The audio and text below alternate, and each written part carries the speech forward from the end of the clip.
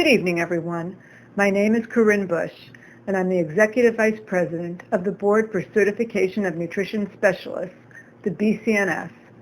We are proud to partner with the American Nutrition Association, the ANA, in this ANA lecture series. The American Nutrition Association is very pleased to be hosting BCNS President Dr. Jeffrey Blumberg tonight to discuss the role of antioxidants in reducing nutritional inadequacies. Let me take a moment to tell our audience about the ANA. We're a nonprofit organization which for over 40 years has been on a mission to promote optimal health through nutrition and wellness education. We educate the public and professionals in many ways, including hosting world-class nutrition programs such as this. We encourage all of you listening this evening to visit our website at theana.org for an abundance of nutrition information, resources, and upcoming webinars. Join the ANA as a member and help us continue to bring these nutrition luminaries to you. And now we are honored to introduce Dr. Jeffrey Blumberg. Dr. Blumberg received his Bachelor's of Pharmacy and a Bachelor of Science in Psychology from Washington State University and a PhD in Pharmacology from Vanderbilt University School of Medicine. He also received postdoctoral training in cyclic nucleotide metabolism at the Tennessee Neuropsychiatric Institute and the University of Calgary. Dr. Blumberg is a professor in the Friedman School of Nutrition Science and Policy and also serves as a senior scientist in the Antioxidants Research Laboratory at the Jean Mayer USDA Human Nutrition Research Center on Aging at Tufts University. His research focuses on the biochemical basis for the role of antioxidant nutrients and their dietary requirements in promoting health and preventing disease during the aging process via changes in status of oxidative stress, glucoregulation, and inflammation. Welcome, Dr. Blumberg. So I'm going to talk about the role of antioxidants in reducing nutrition inadequacies, or what the impact of inadequate antioxidant intakes might be, even though I'll tell you I'm not quite sure what most people are talking about when they talk about inadequacies. We know that suboptimal dietary patterns are a leading cause of poor health. The most recent dietary guidelines, which I'm sure you've at least seen a bit of, really emphasize dietary patterns over specific nutrients. And regardless of what your mixture of food intakes are, either good things or bad things, we know the consequences on blood pressure and glucoregulation, inflammation, endothelial function, cardiac function, and so on, are actually mediated by those micronutrients, bioactives, and other compounds that are in those foods. So while the current focus is on dietary patterns, which I think is just great, we need to get people to eat healthier dietary patterns, let's not forget about the mechanisms of action, the biological plausibility, and what's really happening when we look at these kinds of outcomes. What we're talking about is the adequacy or inadequacy of the nutrients that are in these foods. You heard Dr. Ames talk about obesity being a nutrient-poor diet. So they're eating lots of food. It just doesn't contain the things that are really quite important. So last year, the Dietary Guidelines Advisory Committee listed a number of underconsumed or shortfall nutrients, and tomorrow I'll talk about some other ones that aren't antioxidants. But for the two of the shortfall nutrients that they listed are antioxidants, excuse me, vitamin C and vitamin E. And you can see what the estimated average requirements are: 60 milligrams for women, 75 for men for vitamin C. And 39% of the American population is falling below those intakes. I actually have difficulty imagining how people can eat so little vitamin C. It's not all that hard to get. And an astonishing 89% of Americans are falling short of the EAR, only 12 milligrams per day. We call these shortfall. This is astonishing. 89% of Americans aren't even meeting the estimated average requirement. But don't worry, it's okay, because the scientific report of the Dietary Guidelines Advisory Committee said they're really not of public health concern, because their underconsumption has not been linked in the scientific literature to adverse health outcomes.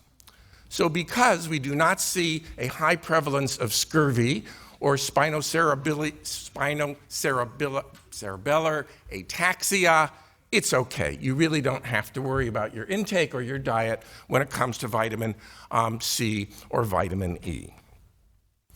Really? What's the concept here that we can dismiss inadequate intakes, high prevalence of inadequate intakes of things, nutrients like vitamin C and vitamin E? Now, I wasn't a good boy like the previous speaker, and I didn't get my slides in on time, so I was able to actually put in slides on the new dietary guidelines, which says, although the majority of Americans consume sufficient amounts of most nutrients. Whoa, that's really good news. I'm interested and surprised to hear that.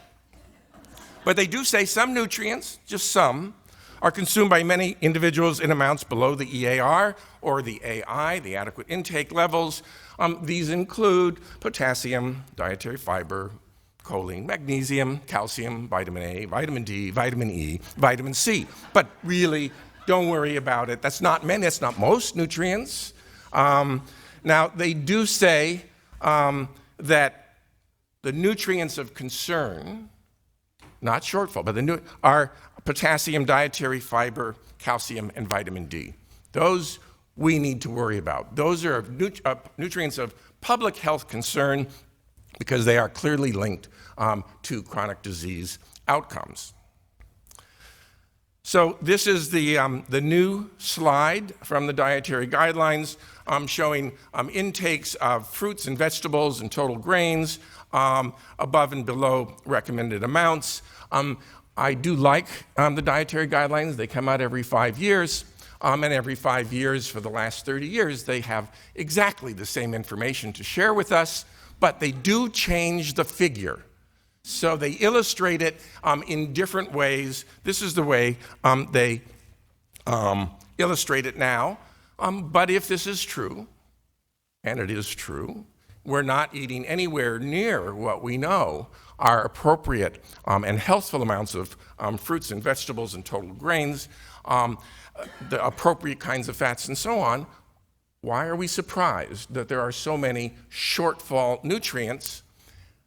And if we just ate better, we wouldn't have any problems with shortfall nutrients. Indeed, the new dietary guidelines have talked about the healthy US-style eating pattern. They also discuss the healthy Mediterranean dietary pattern and the healthy vegetarian pattern. They're emphasizing these good dietary patterns that people should shift to. So it says, these are all quotes, the healthy US-style eating pattern is designed to meet the RDA and adequate intakes for essential nutrients, as well as the accepted macronutrient distribution ranges for macronutrients, your energy from protein, fats, carbohydrates, set by the Food and Nutrition Board of the IOM, Institute of Medicine. This eating pattern also conforms to the limits set by the Institute of Medicine or dietary guidelines for other nutrients or food components. This is great. We now have an officially sanctioned healthy style of eating. They give you 3 options, US, Mediterranean, and vegetarian. And the patterns, all 3 of these patterns, meet these standards for almost all nutrients. Whew, this is great. This is really good. For a few nutrients, this is still a quote, vitamin D, vitamin E, potassium, and choline amounts in the patterns are marginal or below the RDA or AI standards for many or all age and sex groups. In most cases, an intake of these nutrients below the RDA or AI is not considered to be a public health concern. So, number 1, here's the healthy US-style eating pattern, and we're still falling short of at least 4 nutrients that they identify, 2 of which happen to be nutrients of public health concern. I'm just trying to figure out how we could come up with something we call the healthy US-style eating pattern, or Mediterranean or vegetarian, that in fact provides significant shortfalls below the estimated average requirements for important essential nutrients. Okay, so I like some comic strips. These are my friends Arlo and Janice, and I can read it to you, but you can see it. The new dietary guidelines have been released. They tell us to eat healthier, but not so healthy as to noticeably affect any corporate profits. I'm paraphrasing, of course. I mean, if we really were to talk about optimally healthy diets, it would look very different than the kinds of foods that are commonly available and consumed and marketed to Americans. So you've seen this slide from Dr. Reagan and many times before that. I just want to point out, as we look at EAR and RDAs, AIs and the ULs, so what are, can I do this? I can. So when we talk about inadequacy, what is the definition of inadequacy? This is now what's public health concern.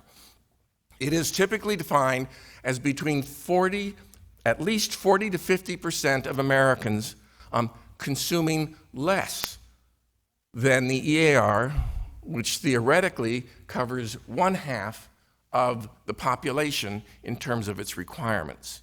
So we are readily dismissing, at minimum, half of the population when we talk about inadequacies. So I was using vitamin E as one of the examples here. So here, it's 12 milligrams per day, as I mentioned before, is the EAR versus 15 milligrams. It's not half, it's actually less than that. But the 50th percentile of intake of Americans is 6.8 milligrams per day, almost half of the EAR. And as I mentioned before, only 89% of Americans are falling below that 12 milligram value, and most of them half of that level. That is a substantial inadequacy. Now, it's not a deficiency by classical definitions. We're not seeing the spinocerebellar ataxia or massive hemolysis happening. But is inadequacy, as defined here, the right kinds of terminology and concepts that we should be dealing with? Just remember, as we look at this slide, that the RDA, which, remember, it varies. I mean, as new science comes out, RDAs are updated, and if you go back to the first RDA back in 1948, you'll see that those values have changed. As you know, the RDAs, with the exception of calcium and vitamin D, haven't been updated for 17 years. But as Dr. Ames was noting, I mean, we haven't done any interesting or really important research in the last 17 years to suggest that something should change.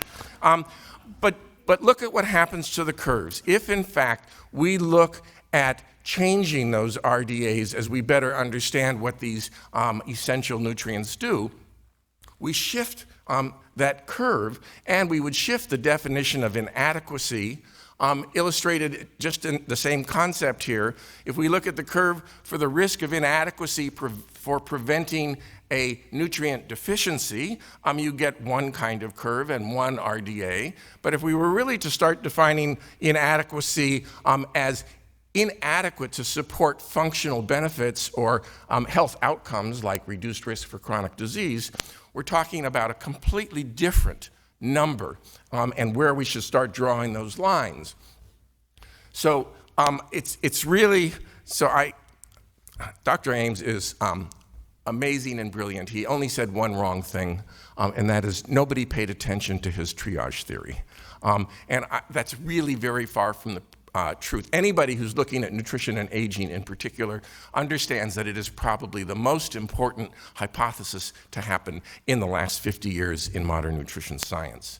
So another way of talking about some of this is to understand that there are nutrient thresholds for health. Which threshold is of most interest to you, your patients, or the general American population? So just sticking with vitamin E for the moment, I mentioned the spinocerebellar ataxia. If you have insufficient amounts of vitamin E, you will develop these neurological abnormalities. But the RDAs are actually set for vitamin E to prevent red blood cell hemolysis. So if you're preventing red blood cell hemolysis, you're okay. But actually, your intake of vitamin E is inadequate if what you want to do is maximize or optimize vascular function, endothelial function. That's actually still inadequate for achieving some of the benefits that Dr. Ames talked about in terms of reducing the risk not only for age-related macular degeneration, but also for some brain function. And I'll just show you in a minute some of the data to support that. So what may be adequate for reducing your risk for Alzheimer's disease, again, that would be what would be adequate for Alzheimer's disease. What would be adequate for retinal function might be inadequate for Alzheimer's disease. So here's some data. Dr. Bailey showed you this kind of data for other nutrients. This was a recent report looking at NHANES data, cross-sectional cohort of about 8,000 Americans over the age of 20. And if you can see this curve here, are serum plasma levels of vitamin E as alpha-tocopherol, and the prevalence is much greater and the levels are much lower, and mostly they occur between 15 and 30, but if you look at the midpoint, it's all below about 20 micromoles per liter. A deficiency of vitamin E is defined as 12 micromoles per liter. So these people here are absolutely not deficient in the classical context. This curve here is the plasma curve with food in people who take dietary supplements. So you see there's a shift to the right. Not as big as you might think, but I would want to point out, in part because Dr. Bailey omitted this in her talk. This is the same kind of NHANES data. When we're talking about food and dietary supplements, these are the plasma levels in people who got their vitamin E from food and any dietary supplement.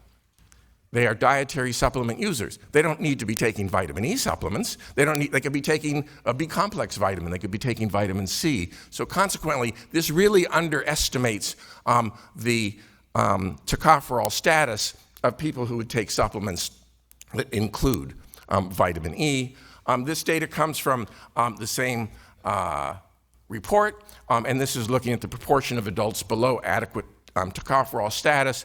They are using, in this paper, this is kind of nice about academic research. You can make up your own numbers if you're not a government agency. They chose 30 micromoles per liter, and they did that because observational data shows that risks for cardiovascular disease particularly are lower once you exceed that. But people who don't take supplements, most all of them, the vast majority of them, fall below that level, regardless of which age group we're looking at. And for that matter, again, I've already told you it's about 90% falling below the EAR, and when those who take any dietary supplement, the figure here shows it's about 80%.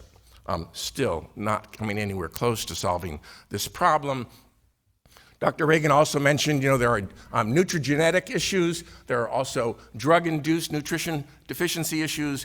There are also that affect nutrient inadequacy, defined both by plasma levels or functional outcomes. I just show you this very recent research from Moret Traber's laboratory at Oregon State, and they found using a stable isotope of vitamin E that the bioavailability of alpha-tocopherol is depressed in metabolic syndrome. When you look at the total area under the curve in this acute administration, you can see that there's about a 20% decrease in the ability to absorb vitamin E in people with metabolic syndrome.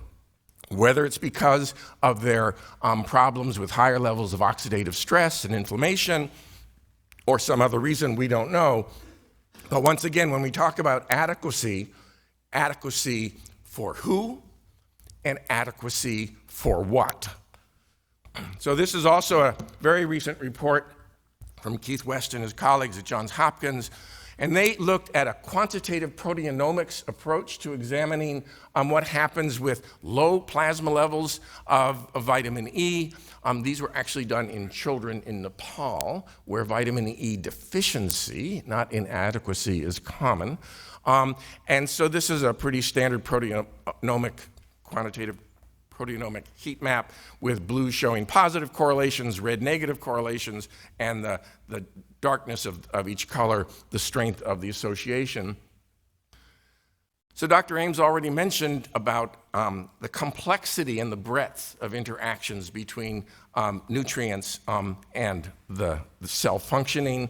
So 119 of almost 1,000 proteins were directly associated with lipid transport, coagulation, repair, DNA repair, among other things. Redox homeostasis, you might expect, neural function, innate host defenses. So now all of a sudden, we have 119 key proteins mediating various physiologic functions that are all disrupted just because of vitamin E inadequacy. So we've known for some time, so this is a randomized clinical trial with 75 people, age 57. They were followed for a brief period, 3 months, and they were given 1,200 IU a day of vitamin E. The far right-hand columns are basically in healthy people, and this is baseline after vitamin E and following a washout period. And what we can see here in healthy people, as well as in individuals with type 2 diabetes and in patients with type 2 diabetes with microvascular problems, in all groups, but particularly in the healthy groups, giving them more vitamin E reduced these biomarkers of inflammation: tumor necrosis factor alpha, C-reactive protein, interleukin 1 beta, and interleukin 6. So what's inadequate? If your inflammation is high and your vitamin E is low, but you're not suffering from a deficiency, is this acceptable that we can use definitions of inadequacy that overlook such minor things as the anti-inflammatory properties of micronutrients? What about clinical benefits? So this was a meta-analysis of 16 randomized clinical trials, 74,000 people, a wide range of vitamin E supplement doses, 33 to 800 IU, and they're followed for as long, almost 10 years. And you can see that there's a 17% reduction in myocardial infarct. Oh, vitamin E doesn't do anything. You don't need vitamin E supplements. Well, if you start to combine these studies, actually, all of them had small amounts. In some of the studies, like the Physician's Health Study, the reduction in MI occurrence was statistically significant all by itself. Somehow that didn't make it into the abstract nor into newspaper headlines. Dr. Ames already mentioned the ARED study, the age-related eye disease study.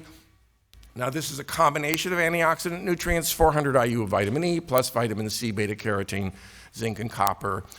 It's, not much of a study. It's only about 5,000 older people followed for 7 years, and they showed a 30% reduction in the progression of AMD. This is an incredibly, this is an untreatable form of blindness in older adults. So are people getting less than 400 IU? Inadequate? Inadequate for what function? There have now been 5 different randomized clinical trials, one of them with a null outcome, 4 of them with positive outcomes. This is the most recent one, and it was positive. Small study, only 613 people with an average age of 78.8 years, and like the other studies, they gave them 2,000 IU a day. And what you can see is that in terms of being event-free in terms of losses of independent activities of daily living and other signs of mild to moderate Alzheimer's, there was a real slowing of the progression of the disease. I'm not talking about a cure. I'm not talking about reversing Alzheimer's disease, but its progress slows down as well or better than using the drug treatment of memantine, although the combination of two, at least at some points, seemed to be even a better therapy than one alone. But this is what happens when you use the right dose of the right nutrient for the right condition. So this is the SU.VI.MAX study. That's French for supplemental vitamins and minerals. This was conducted in France. This is a RCT of just over 5,000 middle-aged people. And you can see the amounts of the antioxidants here, like vitamin E, 30 milligrams, vitamin C, 120 milligrams, relatively low doses, and it was quite successful in getting a statistically significant reduction in the development of all cancers. The results in women were not statistically significantly different. I'm not sure why. But this is pretty good news, and once again, it talks to a benefit of understanding what adequacy of vitamin E might be. So the supplement contained 30 milligrams, but their diet usually contained 12 to 15 milligrams, so their total intake was much closer to 50 milligrams a day, which you can achieve through diet, although it's not that easy to do. So you may be familiar, there were a couple studies showing that vitamin E supplementation kills you. There are only a couple, that is, it increases all-cause mortality. I will not detail what the problems with those studies were, but since those were published, there have been 6 new meta-analyses. This is one published in 2014, 19 randomized clinical trials, including 80,000 people, a wide range of vitamin E. They followed them up for 10 years, and there was no difference in all-cause mortality. Vitamin E does not kill you. And they also looked, same study, same paper, fewer number of studies. These were vitamin E plus other supplements given at the same time.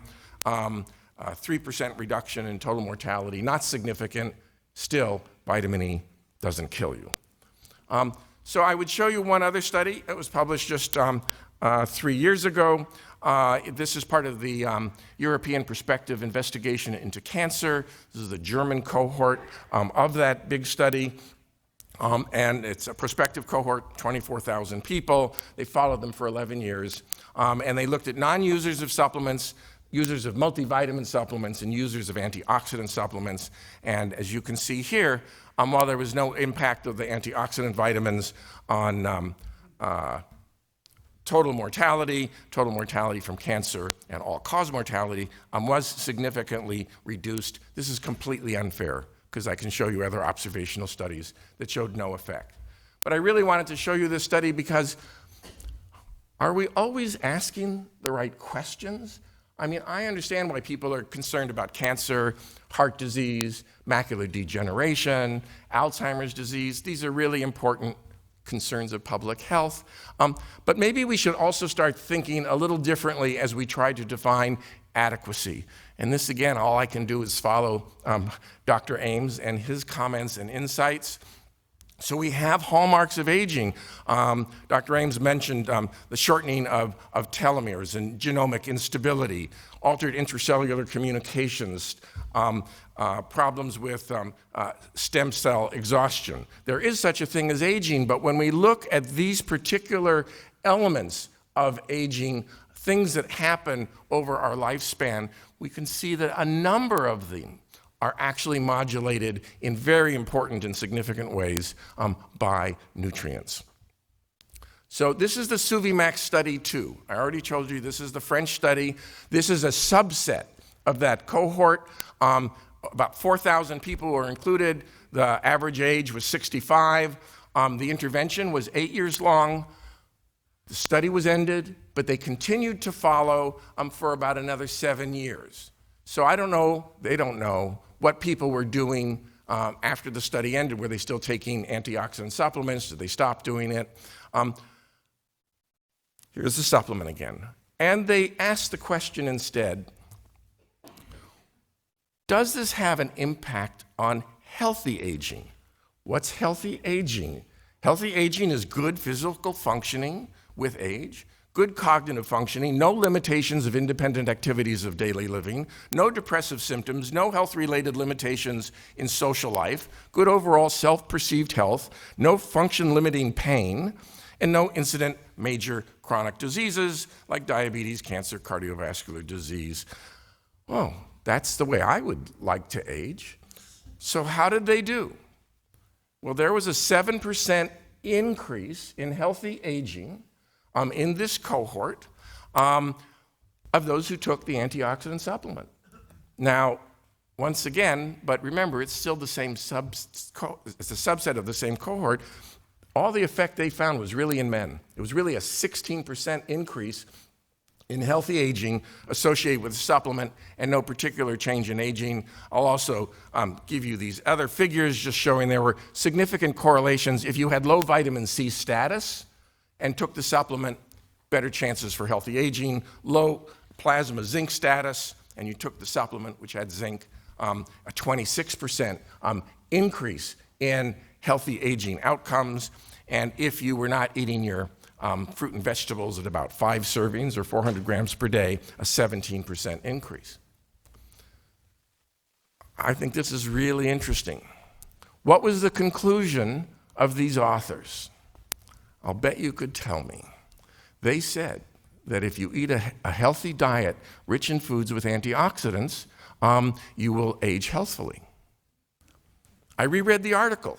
I didn't see where they were studying healthy diets versus unhealthy diets. They were studying a dietary supplement intervention with a specific antioxidant supplement, and that's what provided the benefits. Now, their conclusion may be right, but it kind of annoys me when people draw a politically correct, just eat a healthy diet conclusion when that's not what their study showed whatsoever.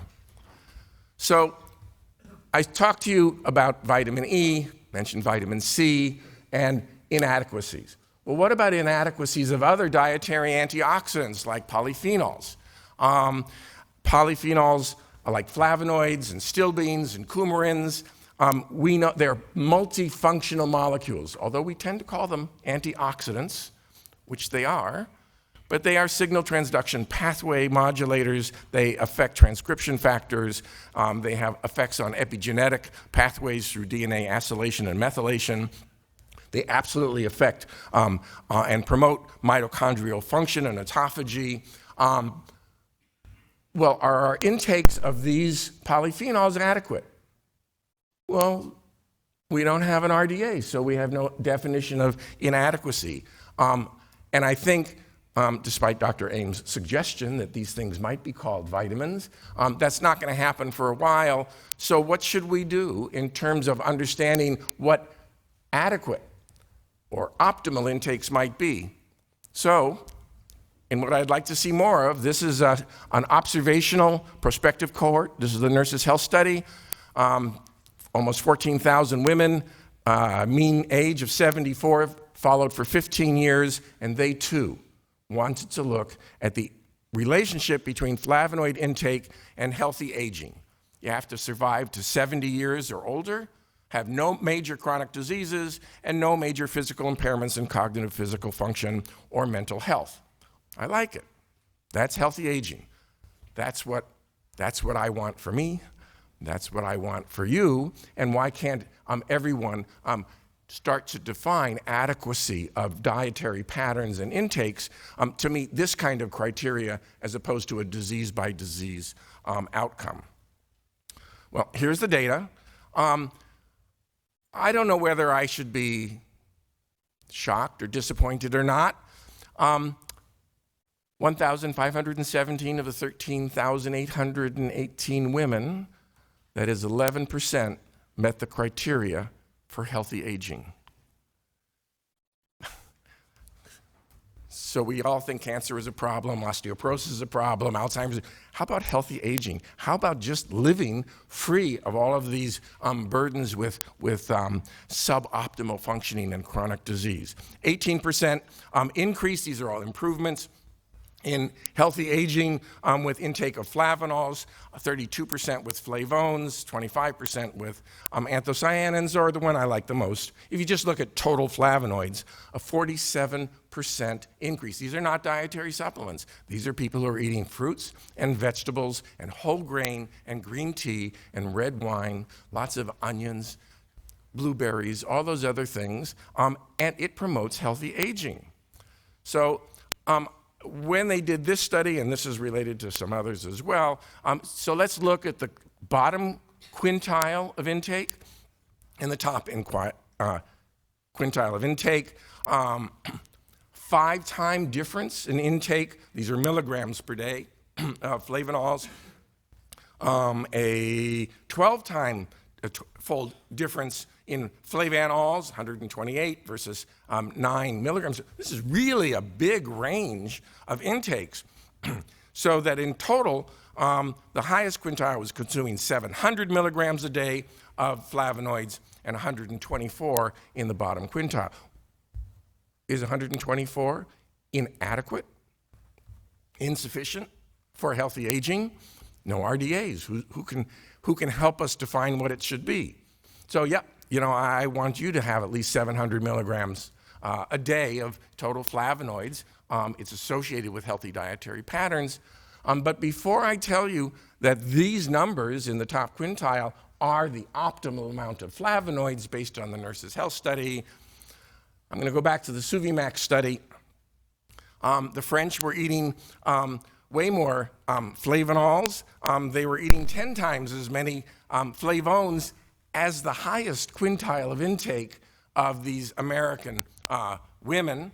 And at the bottom, looking at the total, 700 milligrams in the Nurses' Health Study was the average of the median, of the 5th quintile, and it was almost 1,200 milligrams in France. So maybe we need to look a little more broadly at what optimal intakes might be here. But I would just talk about if I can go back, anthocyanins. Again, there's a 10-fold range in America and double that for the French. But I'll show you just this 2 studies. Again, looking at the Nurses' Health Study. So it's very consistent with the healthy aging data. 14 years, 18 years of follow-up, and looking at incident hypertension and looking at myocardial infarction, we have a nice dose-response related decrease in the relative risk associated with higher intakes of these antioxidant compounds. So this is just an acute study looking at flow-mediated dilation and blueberry polyphenols. They did a dose response, and interestingly enough, in this acute study, they found that the optimal dose was 766 milligrams. That's as much as the nurses were getting in an entire day. They were giving in 1 dose of a blueberry powder juice.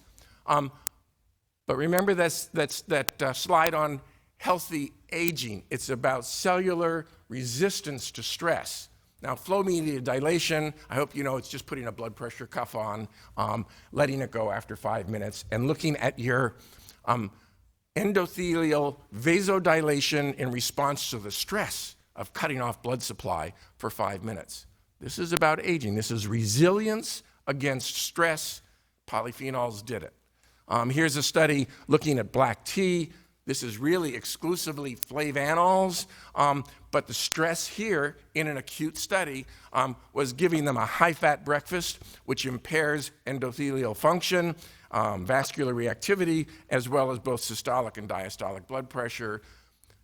The tea consumption helped to promote resistance to the adverse stress. So when we start thinking of inadequacy, what your adequate intakes are depend in part on how you're stressing your body. If you're eating big high-fat breakfasts, which I'm not recommending, you may need a higher dose to be adequate to resist that stress. I think I'm starting to run over time. So Dr. Ames talked about lutein It's concentrated manyfold over blood levels in the retina, and he talked about its function there.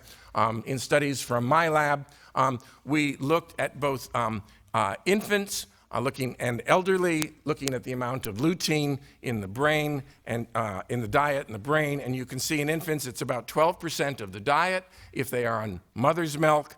And yet the amount in brain is 58%. So the retina not only concentrates lutein, so does the brain, which of course is also neural tissue, just like the retina.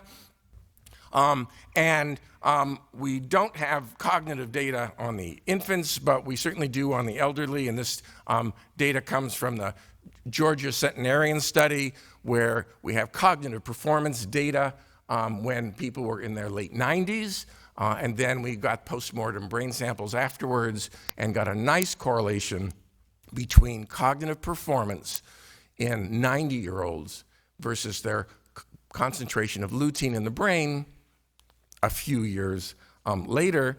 Late last year, I was very happy to see this study come out from Kelly and his colleagues in the Journal of Alzheimer's Disease, although they weren't looking at Alzheimer's disease. And they were able to correlate macular pigment density in the retina correlates. So we know how much, we can measure the retina concentrations of lutein. We can't readily do that in the brain in people who haven't died, but they did these paired associate learning, attention switching, and verbal recognition memory.